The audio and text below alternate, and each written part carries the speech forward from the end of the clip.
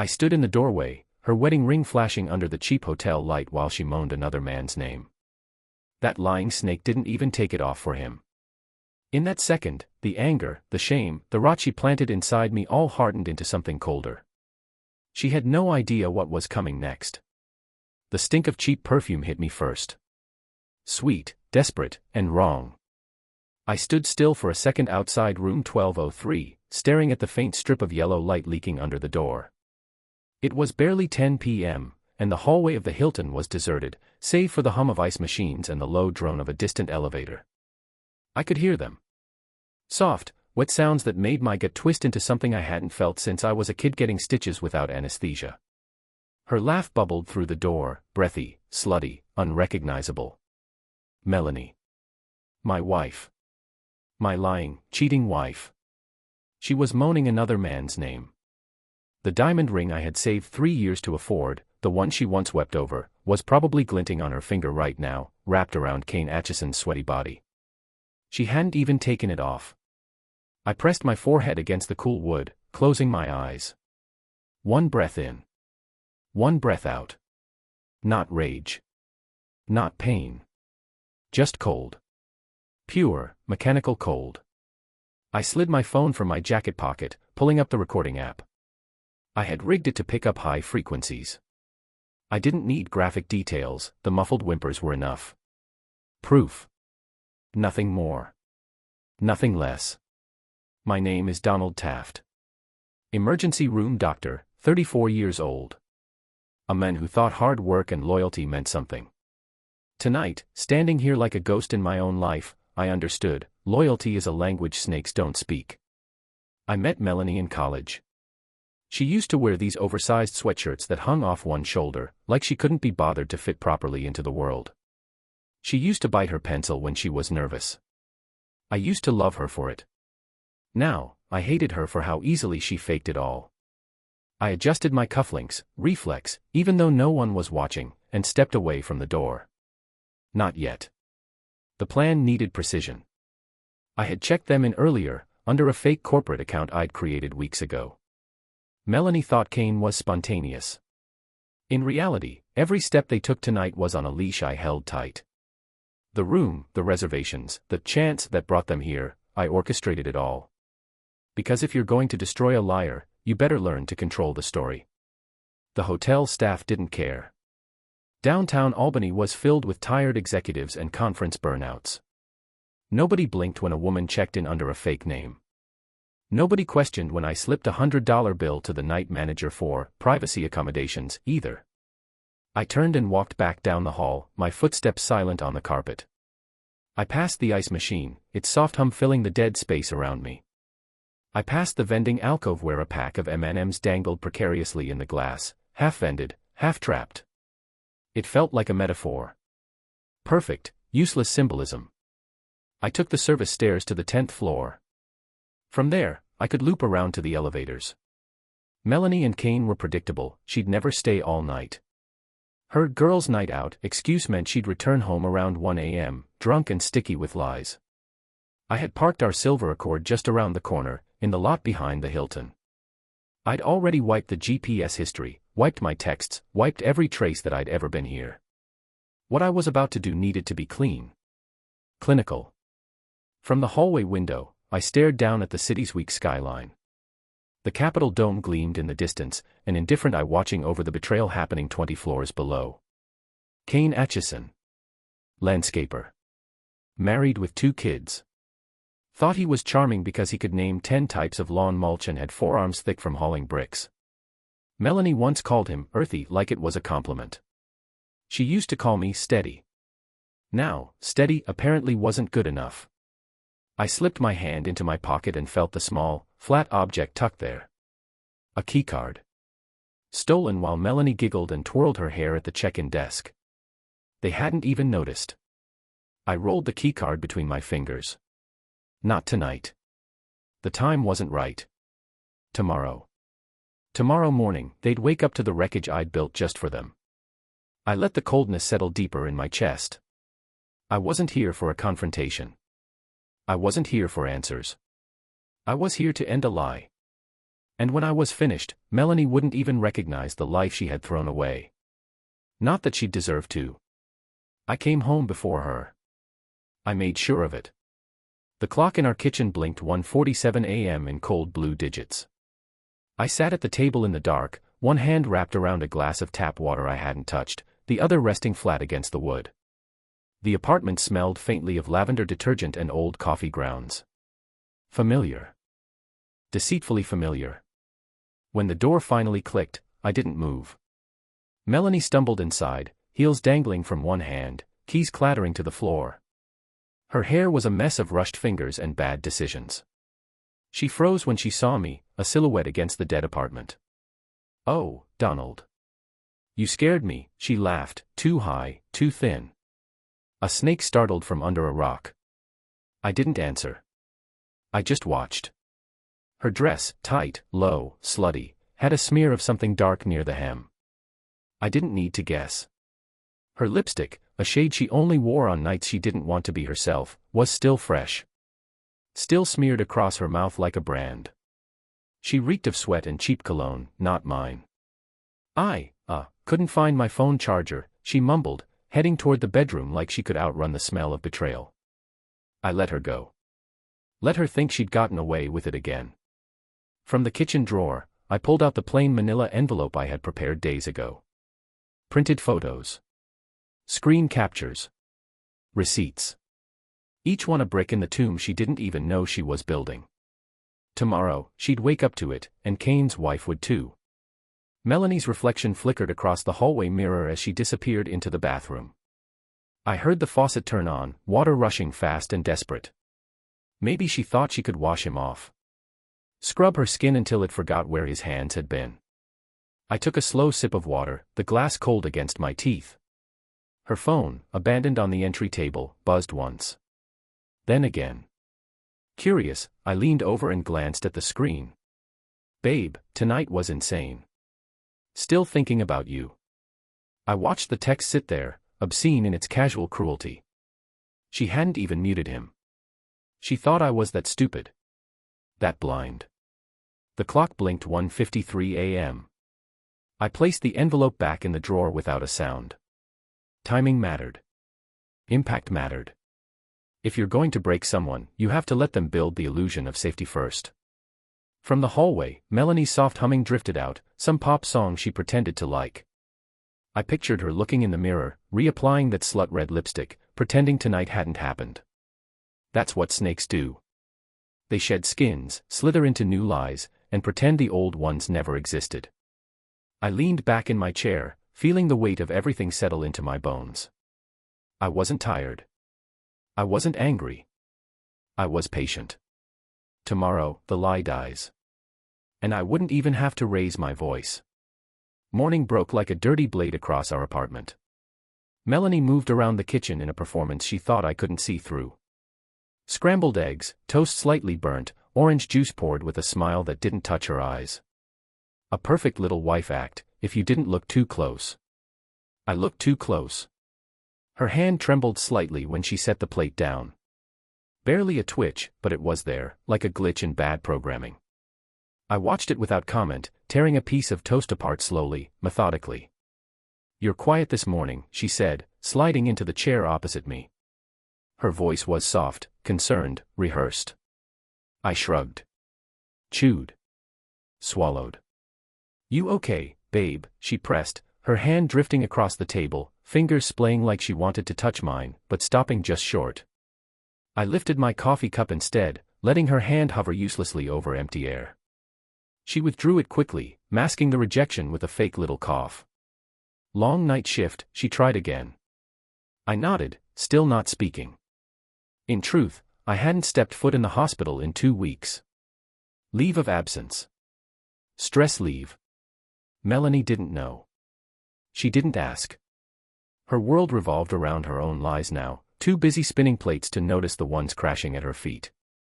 Her phone buzzed once on the counter. She didn't move. Didn't even blink. But her eyes darted to the sound like a tethered animal spotting a loose chain. I took another bite of toast. Chewed slower this time. "It's probably the bank," she said too quickly. Month-end reports. You know how they are. I didn't respond. Just sipped my coffee and let the silence stretch thin and tight between us. Finally, she got up, pacing toward the counter with forced casualness. She picked up the phone, thumbed the screen, and angled it away from my sight like it was muscle memory. Like lying had become part of her posture. Out of the corner of my eye, I caught the screen glow. A notification preview. Kane, miss you already. She tucked the phone into her bag without looking at me. The zipper buzzed closed with a violence that felt almost like guilt. I'm running late, she said brightly. Too brightly. Big team meeting. Love you.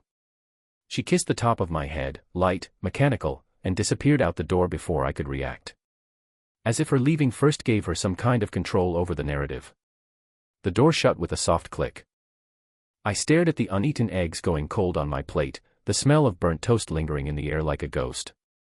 It was incredible, really, how easily a person could build two lives side by side. Melanie thought she was an architect of deception. She didn't realize she was constructing her own execution stage. And me? I was just making sure the lighting was perfect. The first real crack came 3 nights later. It was small. Subtle. The kind of slip only a man who stopped believing would notice. We were sitting on the couch, a meaningless sitcom playing in the background. Melanie was curled against the armrest, scrolling through her phone, pretending to laugh at the TV. She thought she was safe, back inside the bubble of our fake normal. I let her think that. Hey, she said suddenly, looking up with that crooked smile she'd once used to pull me in. You should take some time off work. We should go away. Maybe the coast. The coast. The word hit me like a slap. 2 days ago, Kane had posted a picture of a beach house rental on his private Instagram, the same rental Melanie had casually bookmarked on our shared laptop. She wasn't suggesting a vacation with me. She was rehearsing her lines for him. I smiled slowly, lifting my beer to my lips. Sounds perfect, I said. She beamed, relieved, stupid. The clock ticked in the background. Every second scraped louder than the last. Later that night, after she fell asleep suspiciously fast, I retrieved her phone. She was careless now, overconfident. The password hadn't changed. 0721, her birthday. Inside her messaging app, the proof glowed like neon rot. Kane, can't wait to see you at the coast. Love hearing you say my name. Melanie, can't wait either. I'll tell him I need a work trip. He won't suspect a thing. Face blowing a kiss. She thought she was playing chess. She didn't realize she was handing me her queen piece by piece. I put the phone back exactly how I found it, screen dark, placement perfect. In the darkness of our bedroom, I could hear her breathing, soft, even. Like a child pretending to sleep after telling a lie. I laid back against my side of the bed, staring up at the ceiling, hands folded over my stomach. I thought about the plan. About the email scheduled to send to Kane's wife. About the anonymous tip I'd already prepared for Kane's business clients, with photos of him sneaking into the Hilton, time-stamped and verified. About the divorce papers sitting in my briefcase, ready to be served at exactly the right moment. Melanie shifted in her sleep, murmuring something incoherent. I turned my head slightly, watching her silhouette in the faint glow from the hallway nightlight. Snake. Slut. Liar. I closed my eyes and counted each breath she took, like a man measuring the seconds before a bomb goes off. Not yet. Almost. It was almost too easy. Saturday morning. Melanie said she was going to get a manicure. Her voice had that same brittle brightness she used whenever she lied. I nodded, kissed her forehead like I believed her, and watched her leave in a flurry of perfume and too much lipstick for a quick errand. I waited exactly 7 minutes. Then I went to work. Her laptop was open on the kitchen counter, still logged in. She trusted the silence between us. Mistake number 1. I started with her email, nothing blatant. Just work newsletters, online shopping receipts, a few notes from her sister. Clean. Too clean. Like someone had wiped it down for fingerprints. The real rot was hidden deeper. I opened her archived folders. Tucked between bank statements and event reminders was a folder labeled Sunflower_Consulting. It looked innocent. She had once mentioned something about an online course in finance. Inside, hundreds of screenshots. Hundreds. Photos of hotel rooms. Dinners. Beach rentals. Handwritten notes, love notes, signed, yours always, K. Payment confirmations for rentals booked under fake names. And one photo that made my hands clench around the trackpad without meaning to. It was Melanie, lying on a cheap white hotel bed. Wearing nothing but my ring. Smiling up at Kane like she belonged to him. Like she had never belonged to anyone else. She had taken the photo herself. The timestamp was last Thursday, the same night I stood outside room 1203 listening to her moan another man's name with my ring flashing on her finger. I dragged the entire folder onto a USB drive. Slow. Precise. No traces. Next came her messages. Not just texts, WhatsApp, Signal, private apps she thought were bulletproof. One app caught my attention, Cover Chat. Disguised as a weather app. Clever, if you didn't know what to look for. Her conversation with Kane ran pages long. Plans. Secrets. Fantasies. Dates. Places they had christened together, including our car, our couch, our goddamn shower. And then the line that finalized everything. Kane, soon he'll be out of the picture. We'll have everything we deserve.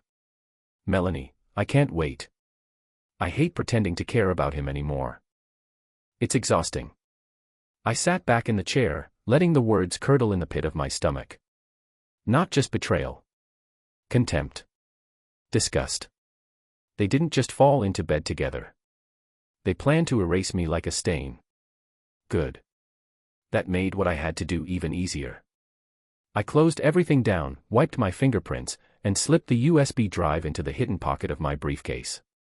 By the time Melanie stumbled back home, cheeks flushed from the salon, hands waving a bag of overpriced lotion as proof of her innocence, I was already dressed.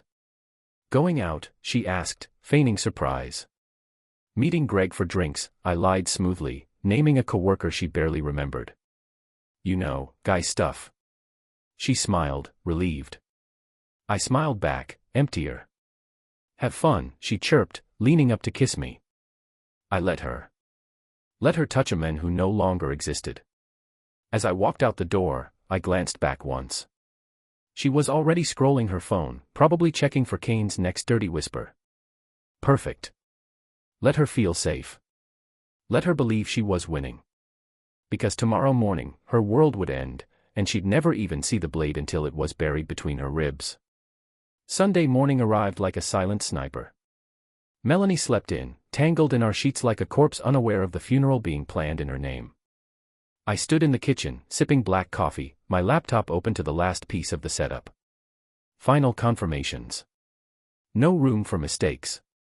The email was scheduled for 9 a.m. sharp. Recipients, Kane's wife, Kane's main business clients, and a handful of mutual acquaintances, the kind that whispered faster than fire in dry grass. Attached, the photos, the conversations, the receipts. All tied neatly together with a time-stamped bow. Anonymous sender. Encrypted account. Legal, factual, undeniable. Melanie's entire empire of lies would collapse before she even finished her morning coffee. I double-checked the service appointment. 10 a.m., sharp. A private process server, someone professional, someone discreet, would arrive at the apartment. Melanie's name would be called out in the hallway, just loud enough for the neighbors to hear. Melanie Taft. You've been served. Divorce papers. Grounds, adultery. Pre-documented. Ironclad. My lawyer had been meticulous. No room for disputes, no way for her to twist it back on me. Everything she loved, our apartment, our savings, even her reputation, was already slipping between her fingers. And she didn't even know it yet.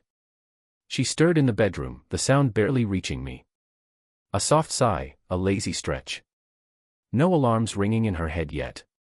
No panic. No shame. Just the warm, rotting comfort of believing she still controlled the board. I closed the laptop and tucked it away. I checked the envelope in my briefcase, the second one. This one wasn't for Kane's wife or business contacts. It was addressed to Melanie's parents. A full dossier of her affair, along with a polite, brutal letter. They had always thought I was too serious for their daughter. Today, they'd learn what serious really meant. By 11 a.m., Melanie would have no job, no marriage, no public dignity left to hide behind. By noon, Kane's wife would have filed her own suit. She'd promised me as much after I sent her the preliminary evidence last night. I didn't ask for gratitude. I just gave her the bullet and let her aim it however she wanted. The clock on the wall ticked toward 8:45 a.m. 15 minutes left. I sat down on the couch and waited. Melanie wandered out of the bedroom around 8:50, hair messy, wearing my old college sweatshirt like a shield she didn't deserve. She smiled when she saw me. That same empty, hollow smile that had once meant something. "Hey," she yawned. "Coffee?" I nodded, letting her believe everything was fine. She padded into the kitchen, humming some stupid pop song under her breath. 9 a.m. Her phone vibrated on the counter once. Twice. Then again. Her face changed. Just slightly. A flicker. A hesitation as she reached for it. Her fingers trembling just a fraction. Then the first chime of an incoming call. Caller ID, Kane's wife. She froze. I watched from the couch, silent. The phone kept ringing. Another vibration. Another message. Then another. And another. Emails. Notifications. Buzzes stacking one after another like the first pebbles of an avalanche. She stared at the screen, color draining from her face. "Donald," she said, voice tight. "Something's wrong." I stood up slowly, stretching like a man waking from a long nap. "Is there?" I said, my voice calm. I crossed the room toward her, slow, deliberate. She clutched the phone to her chest like it could shield her from what was coming. The doorbell rang. One sharp buzz. She jumped. Another buzz. Then a voice, clear and professional, from the hallway, Melanie Taft. "You've been served." Her hands shook so badly the phone slipped from her fingers and clattered to the floor. I didn't move to pick it up. I just stood there, watching the woman I had once loved realize she wasn't the predator after all. She was the prey. Melanie didn't move. For a long moment, she just stood there in the kitchen, barefoot and broken, clutching the divorce papers like they were burning her hands. I leaned against the doorway, arms folded, calm as a surgeon before the first cut. "You set me up," she finally whispered. It wasn't a question. I said nothing. The silence between us howled louder than any accusation she could throw. I let it stretch, taut and ugly, until she couldn't breathe inside it anymore. Tears welled in her eyes. Real or fake, didn't matter now.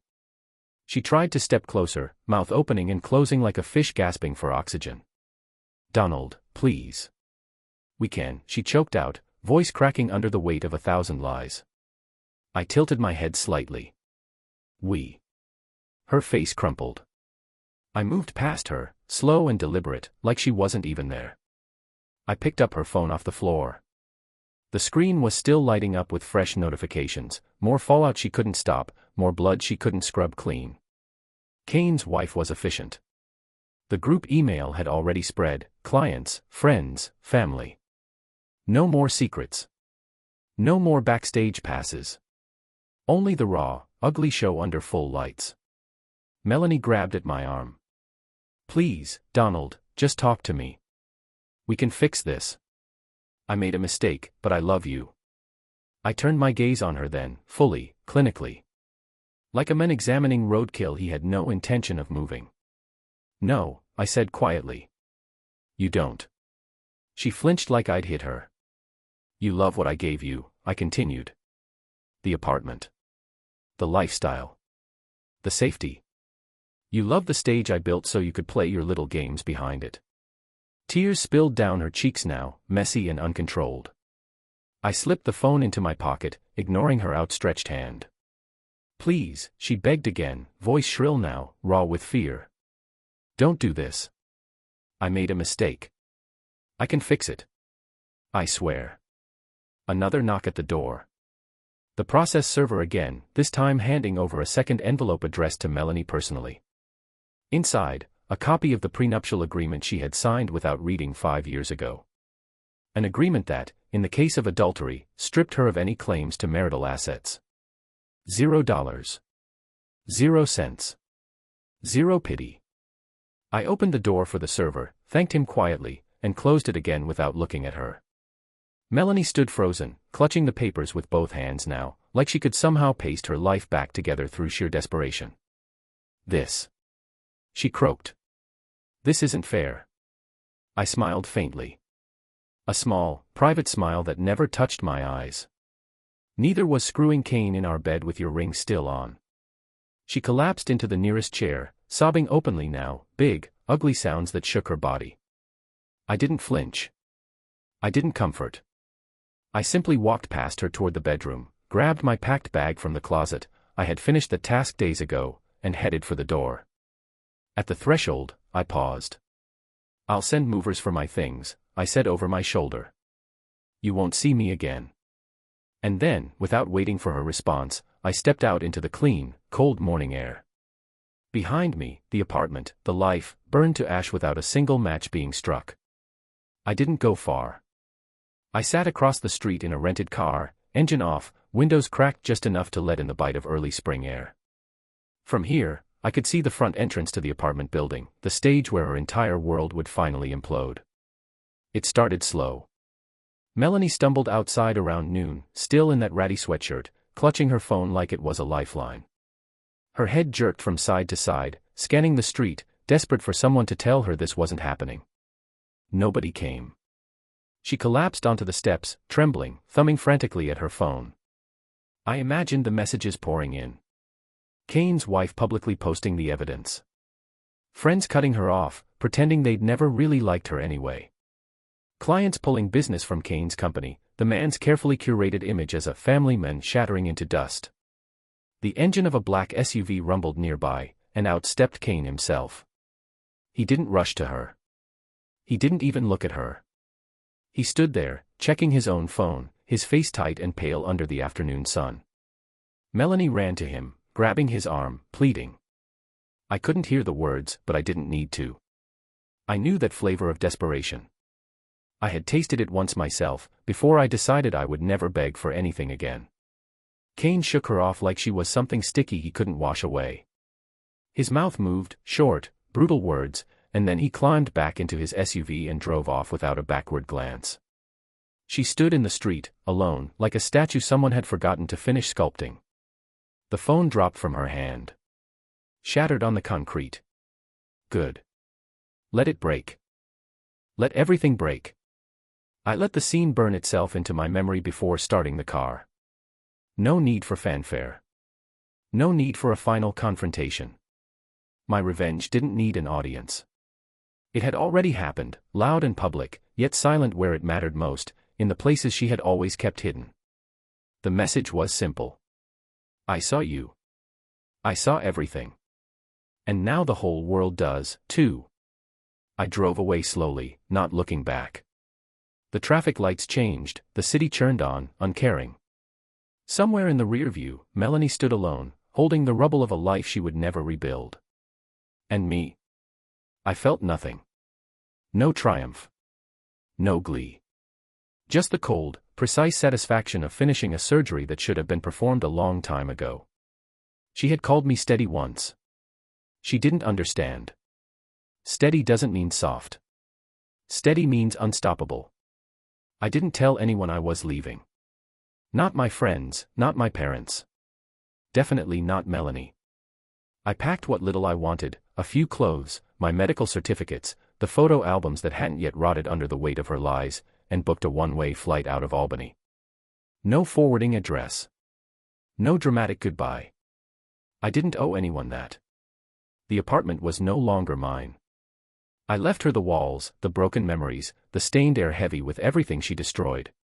A shell fit for a woman who mistook love for a convenience. Melanie tried calling, once, twice, then dozens of times. Voicemails full of tears, rage, bargaining. I didn't listen to a single one. I just watched the screen light up and die over and over, until eventually, it stopped altogether. Good. Let her rot in the silence she created. Kane filed for divorce within 48 hours. His wife took the kids, the house, half his business. By the end of the month, he was sleeping on a friend's couch and trying to outrun the wreckage. Melanie. Word got back to me through a mutual acquaintance, she lost her job the same week. Officially, a violation of moral conduct clauses. Unofficially, the board couldn't afford to associate with someone whose name had become shorthand for betrayal. I didn't celebrate it. I didn't even smile. It was just gravity doing what gravity does, pulling rotten things down where they belonged. A month later, I found myself standing on a quiet beach 2 states away, the sky heavy with fog, the ocean indifferent. I tossed my wedding ring into the surf without ceremony. Watched it vanish beneath the gray swell. No prayers. No curses. Just release. The waves erased the splash before the metal could even sink. Gone. The air smelled of salt and endings. For the first time in years, I could breathe without tasting copper and lies. I turned away from the water, hands shoved into my jacket pockets, and walked back toward a future I hadn't started imagining yet. No backward glance. No second thoughts. Some people say betrayal breaks you. They're wrong. If you let it, betrayal carves you into something sharper. Something better. I didn't survive Melanie. I outgrew her. And I did it the way all real revolutions happen, in silence.